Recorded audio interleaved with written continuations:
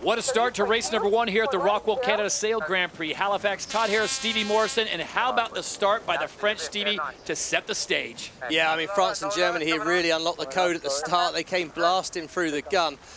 But it's not just the start that's got to impress you, it's the whole race that's got to be put together. And it's that kind of race course out there today that it was about getting good wind shifts, and Spain early on in the day were on fire with that, really. Diego and his crew nailed the way around the course, sailed fast and smart. Spain got the win in race number 1. Again, another great start by Quentin de la Pierre as he threads the needle. Yeah, it was a bit more Gran Turismo than a classic SailGP start. He found his way through. There were plenty of mistakes out there, lots of snakes and ladders on that race course, really.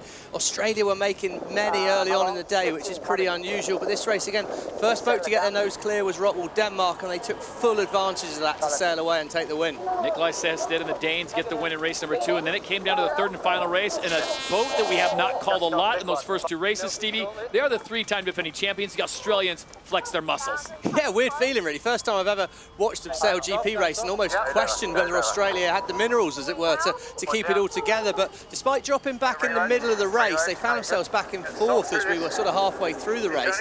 Slingsby put it all together, took advantage of some other teams' mistakes. Hometown heroes Canada here dived inside Emirates Great Britain, got a penalty. Rightly so, unfortunately, I think, for Phil and his crew. But that opened the door, slowed things up just enough for Slingsby. Turned right when everyone else turned left, and he was right to turn right. Gate number 5, that was the penalty, and Tom Slingsby splits the course. He would take it on to get the victory in race number 3. But will it be enough to get them into the event final? We'll have to find out on the second day of racing. So let's take a look at the scoreboard after 3 fleet racing. It is Emirates GBR the most consistent. They have the lead. New Zealand is second. ROCKWOOL Denmark in third, but a lot of work to do for Canada, Spain, and the Aussies.